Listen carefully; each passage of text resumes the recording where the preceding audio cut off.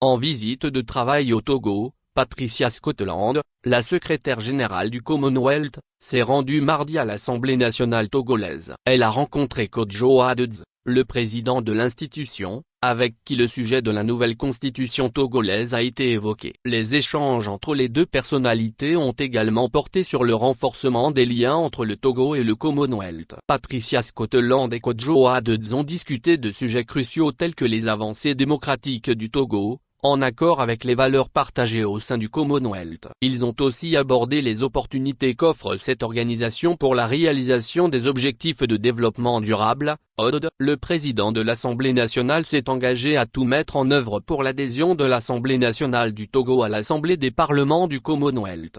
Les préoccupations de Patricia Scotland. Pour sa part, la secrétaire générale du Commonwealth a salué les progrès démocratiques et les initiatives de développement du Togo. Elle a réaffirmé son engagement à accompagner le Togo pour tirer profit des opportunités et avantages qu'offre son organisation. À l'occasion, la responsable du Commonwealth est revenue sur le sujet de la nouvelle constitution togolaise, en vigueur depuis le 6 mai 2024.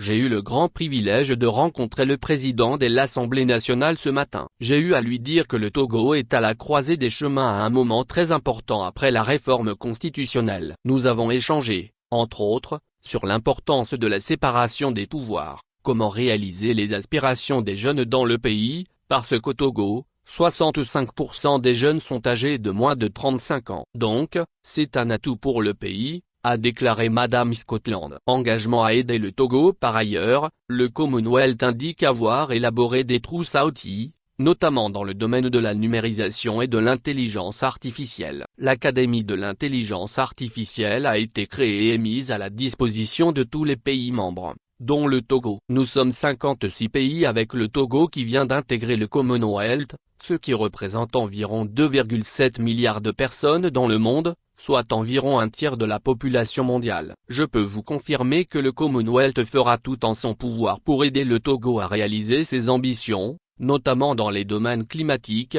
législatifs, commercial et de la promotion de la jeunesse. Nous voulons également réaliser l'espoir et les aspirations de tout le peuple togolais, et nous allons vous soutenir dans la mesure du possible, notamment à travers les outils que j'ai évoqués précédemment, a promis Patricia Scotland.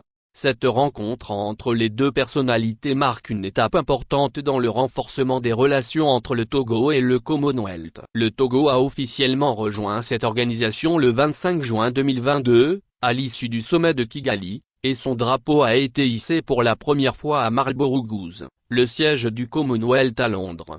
La visite de Patricia Scotland à Lomé vient consolider ces liens et ouvrir de nouvelles perspectives de collaboration entre le Togo et le Commonwealth.